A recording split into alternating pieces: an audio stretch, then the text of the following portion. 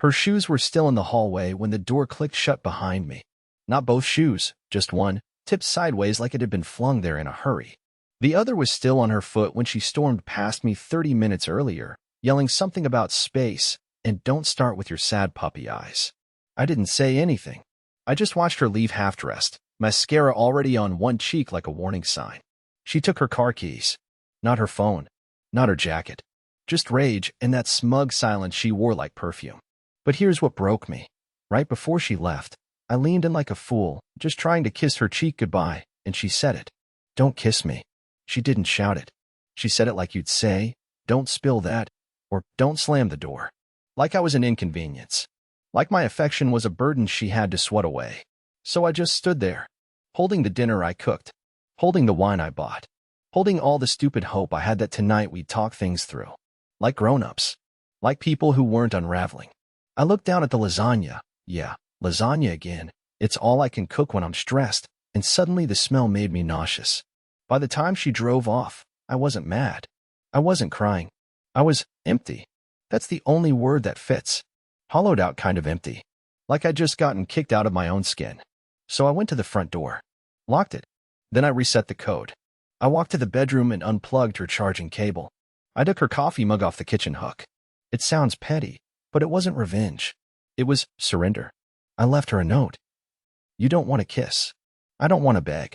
You'll find your things in the garage. Then I sat on the couch, waiting for the storm to come. And trust me, it did. Just not the way I expected. I expected a phone call. A knock. Maybe even an angry voicemail. What I didn't expect was the pounding, no, hammering on the front door at 1:26 in the morning. It rattled the hallway mirror. I was still awake, sitting on the edge of the bed, fully dressed, because somehow I knew sleep wasn't coming. Not that night. Not after the way she'd said it. Don't kiss me, like I was a stray dog who got too close. I opened the door, and there she stood. Clarabeth. Makeup ruined. Hair wild. One sandal, one heel.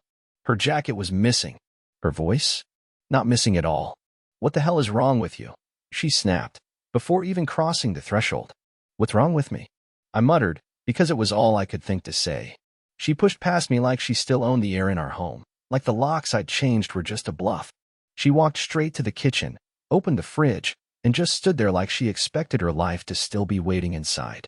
She stared at the empty shelf where her oat milk used to be, turned, and yelled, You threw out my groceries? That was her first concern. Not the locked door. Not the note. Not the look on my face, which probably said more than words ever could. She was angry about her milk. You said don't kiss you, I said, softly, which made her roll her eyes so hard I swear I heard a click. It was a moment. You always take things so personally. God, she yelled, slamming the fridge. You're like this, emotional sinkhole. I can't breathe around you anymore. That hurt. But what she said next, that's when everything really started unraveling. I wasn't even gone an hour before someone texted me. Did you tell anyone already? She demanded. I blinked. Tell them what? That I walked out. That we're done. That I'm the villain. Because now my boss knows. My mom knows. Everyone is messaging me asking what I did to poor Mason. Poor Mason. That's what they called me now. She kept pacing, her voice rising like sirens on a freeway. You think just because I didn't want to kiss, that I don't care about you? That I'm cheating? That I'm evil? She scoffed. You were so desperate for a headline, aren't you? I stood there, watching her unravel in real time, and I realized something terrifying. This wasn't about us anymore. This wasn't about love or loss or marriage or anything sacred. This was about image. She wasn't heartbroken, she was cornered. Because someone, somehow, had already told the truth before she could twist it. And I had no idea who. I stood there in the doorway to the kitchen, the words, you always take things so personally, still echoing around my head like a draft in an old house. But what really stuck with me wasn't her tone. It was the fact that she assumed I had broadcast our meltdown to the world. Like I had nothing better to do than spin drama from the ashes of our marriage. The thing is, I hadn't told a soul. Not my brother. Not the neighbor who always pretends to water his plants whenever we argue. Not even my friend Lennox, who I once called from a bathroom stall just to vent because Clarabeth gave me the silent treatment for chewing too loudly. I didn't tell anyone. I swear I didn't. But someone did. Because that same morning, after she stormed out again, yes, again, I checked my phone. It had been dead the night before, probably out of sheer sympathy. And when I plugged it in, I saw the messages. A dozen of them. From people I hadn't heard from in months. High school friends. A guy I worked with at a pizza place 10 years ago. Even my old barber. They all said versions of the same thing. Hey man, I'm sorry. That must have hurt. You deserved better. Let me know if you need anything. I sat there, scrolling through the names, my stomach slowly curling in on itself. Every message was vague, like they all knew something, but not everything. Like they were responding to some invisible leak. And that's when I opened Facebook. Someone had posted about me. Not a status, not a rant, but a photo. It was our front door, taken from the street, with the caption, "When a man gets told not to kiss his own wife, this is what happens." No names, no tags, just that cryptic, burning sentence. The post had over 400 shares. I dropped the phone. Literally. It clattered on the floor, and I just stood there, staring at it like it had betrayed me. My head was buzzing with 100 questions. Who posted it? Why? And more importantly, how did they know? That's when I realized there was only one person who could have taken that photo. One person who lived across the street. One person who always kept their blinds half open and their nose in everybody's business. Mr. Padley. Clarabeth had always called him a harmless old man with too many bird feeders. I used to agree, until I remembered he installed a new camera on his porch a month ago, one that pointed directly at our door. I didn't know if he meant to help or ruin me, but either way, the fire had started, and Clarabeth was about to lose control of the story she thought she owned. By noon that day, our house had become the quietest kind of circus, the kind where no one dares to knock, but everyone's watching through their curtains. I swear I could feel the neighborhood holding its breath, waiting to see if I'd break character. If I'd be the sad, pathetic husband they were starting to feel sorry for, or if I'd suddenly lash out and turn into the villain of the story Clarabeth was trying to rewrite. Because she was rewriting it. Oh, she was scrambling like a screenwriter up against a deadline. I heard her on the phone in the other room, not whispering, but talking in that careful, performative voice she uses when she wants to sound like the victim but not too much. Like she's narrating her own documentary. He's spiraling. I think he's having some kind of breakdown. Changing the locks, throwing out my stuff.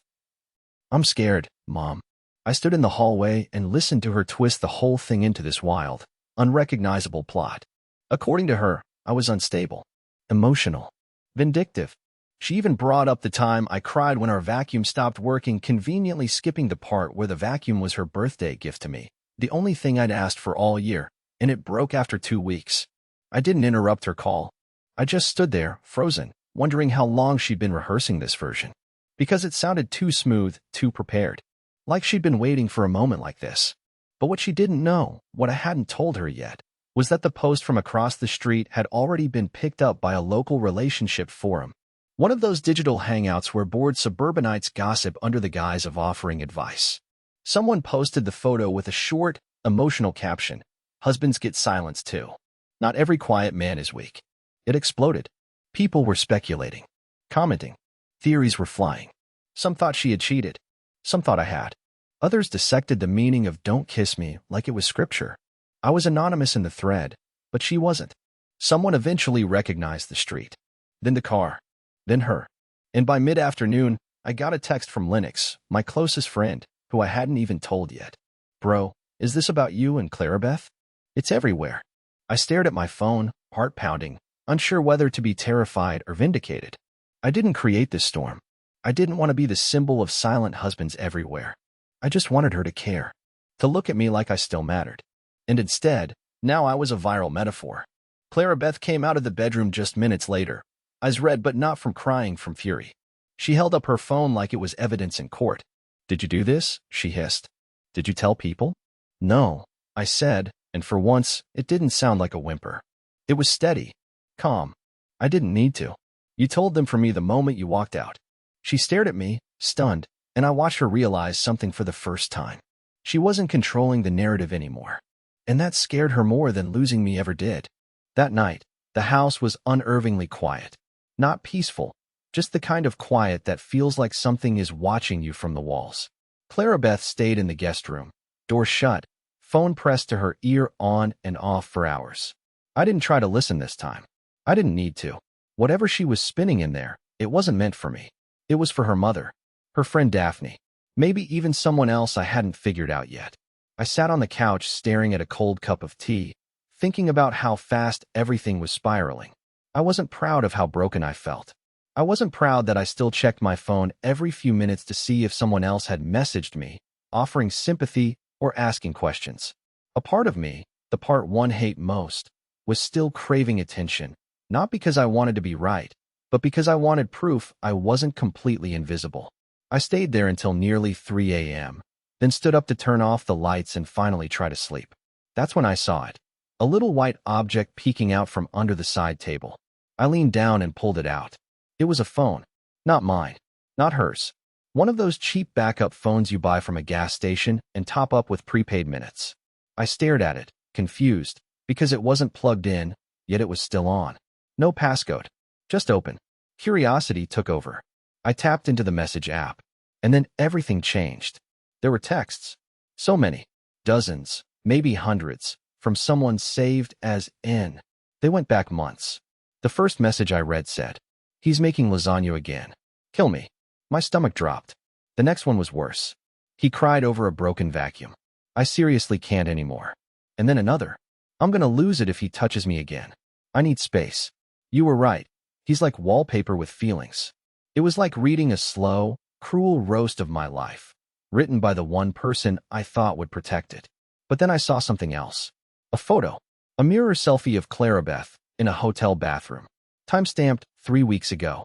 I'd been out of town that weekend visiting my dad after his minor surgery. She'd said she stayed home and reorganized the pantry. I remember even feeling guilty for leaving her alone. I swiped left. Another photo. Her feet on a hotel bed. 2 wine glasses. 1 plate of strawberries. And then a blurry shot of someone's hand. Masculine. Tan. Wearing a familiar beaded bracelet.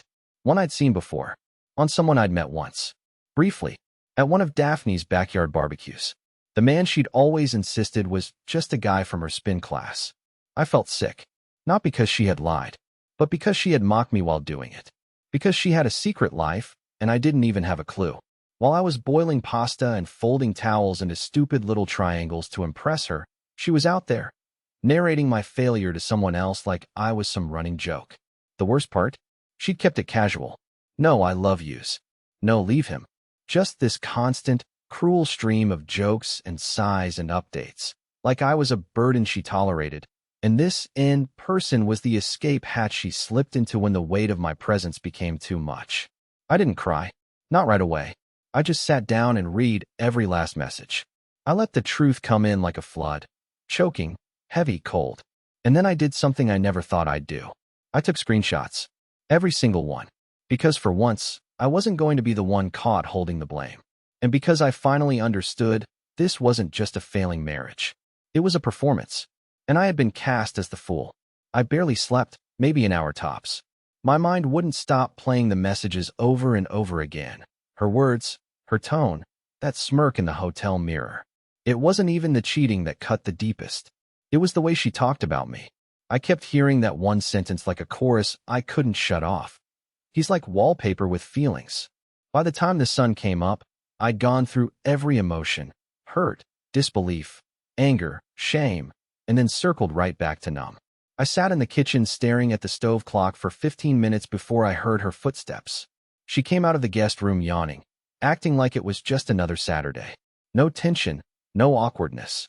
Just another day in her carefully curated world of pretending nothing was ever wrong. "Hey," she mumbled, stretching. "Do we have coffee?" I didn't say anything at first. I just pushed my phone across the table toward her, opened to the first screenshot. She looked down casually, then tilted her head. "What's this?" she asked, barely blinking. "You tell me," I said quietly. She scrolled. Once. Twice. Then her eyes narrowed. For a moment, just a brief flicker, her mask cracked. I saw a flash of panic. But she recovered fast. Too fast. "Wow," she muttered. "You went through my stuff? Is that really your reaction?" I asked, voice shaky. "You're not denying it. You're just upset I found it." She leaned against the counter, arms crossed. "It's private." Those were private conversations. With someone you've been seeing behind my back? Now she rolled her eyes, actually rolled her eyes like I was a clingy ex who wouldn't get the hint. "Oh, come on, Mason. Don't act like we were some fairy tale. You've been emotionally MIA for years. You're not exactly thrilling to live with." That hurt. And she knew it would. I stood up. You said you needed space, that you didn't want to be touched, but you were in a hotel with him, so you just didn't want me. She tilted her head like she was trying to understand my confusion. Then, and this still haunts me, she laughed. Not a giggle. A full-on, dismissive, exhausted laugh. Mason, she said slowly, you're acting like I signed a contract. Like marriage is a prison, and I broke out. We were drifting. You knew it. No, I didn't, I whispered. I was fighting for us. I thought I was keeping us together. Turns out I was just standing still while you walked away one step at a time. She sighed like this was all too dramatic for her liking. You're being over the top. I didn't fall in love with someone else. I just stopped wanting to be miserable. The silence that followed was unbearable. I think she expected me to break down, to apologize, to say something self-deprecating. That's usually my role in these conversations, the soft-hearted fool trying to patch the wall she keeps punching through. But I didn't. Instead, I pulled out a manila envelope. Inside were printed copies of the screenshots, neatly stacked. She frowned. What's this supposed to be? I'm leaving, I said, finally saying it out loud. This is for the lawyer. And before you ask, no, I'm not fighting for the house. You can have it. But don't think you'll keep the narrative. Her face changed. She wasn't amused anymore. You're threatening me? No, I replied. I'm just done letting you choreograph my collapse. She stared at me, frozen, caught between disbelief and anger. I grabbed my bag, turned toward the door, and paused just once. You said I'm wallpaper with feelings. But even wallpaper can peel away and leave a wall exposed that's uglier than you ever admitted. And then I walked out. Not triumphant. Not strong. Just broken, but finally moving. I didn't go far. Just 2 towns over to a small rental above an antique bookstore that smelled like old paper and ghost stories. It was quiet, forgettable, exactly what I needed. I wasn't looking to start over. I wasn't even sure I could. I just wanted somewhere her voice wouldn't echo off the walls. Somewhere I could breathe without bracing for another jab dressed as a joke. The first few days were weird. I kept reaching for 2 coffee mugs. I caught myself folding the throw blanket like she liked it. I even found a random bobby pin in my jacket pocket and just stared at it for 10 minutes like it might whisper an apology. I didn't hear from her right away. She didn't call, didn't text. I thought maybe she'd just let it die. We were both tired, after all. Maybe she was glad it was over. Maybe I'd done her a favor by finally walking out. But on the 4th day, it started. First, a text. Simple. Cold. I need the garage clicker. No greeting. No emotion. Like we were business associates finalizing a divorce from an Amazon package. I didn't answer. Then came the second one. People are asking questions. Your post made things worse. My post? I hadn't posted anything. I didn't even comment on the forums where people were still speculating. The truth had legs of its own. I just stopped getting in the way. So I ignored that message too. That's when she started calling. Once in the morning. Twice at night. Never left a voicemail. But I knew she wanted control back of the story, of me, of the image she'd carefully curated for years. And then, she showed up. It was a rainy Thursday. I heard the knock on the bookstore entrance below, then the footsteps up the narrow stairs. When I opened the door, she was standing there, drenched, eyes sharp but lips trembling like she couldn't decide if she was angry or sad. You think you're some kind of hero now? She asked, pushing past me into the room like she still had a key. I didn't invite you in, I said, quietly. She glanced around the tiny space, clearly unimpressed. This is where you ran to? I didn't answer. You know you're making this worse for yourself, she added, pulling off her soaked cardigan and tossing it on a chair like she lived there. People don't like pity parties, Mason. Eventually, they'll get tired of feeling bad for you. I stared at her. Not the version I remembered. Not the woman I married. This was someone else entirely, someone cornered by her own reflection, desperate to change the angle before the world saw the cracks. Why are you really here? I asked. She hesitated.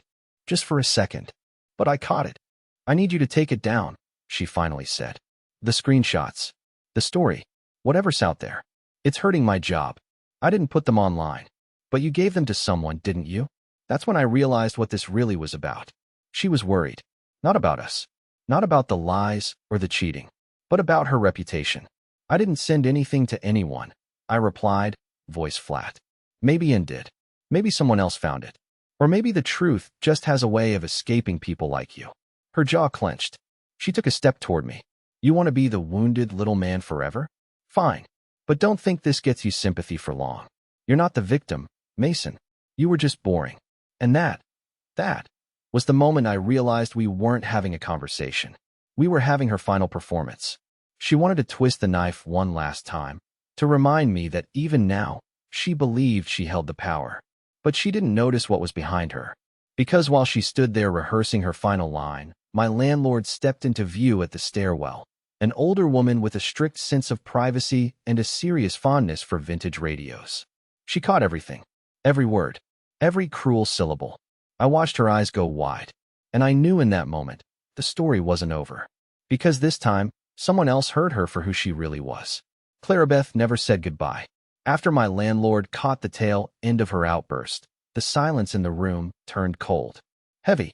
My landlord, Miss Bramble, the kind of woman who reads people like expired library books, didn't say a word. She just looked at me, nodded once, and left us to the awkward tension only two unraveling people can create. Clarabeth didn't yell, didn't apologize. She just snatched her cardigan off the chair, muttered something under her breath I didn't bother decoding, and left. The sound of her heels on the wooden stairs was sharp and quick, like a closing chapter that didn't want to be reread.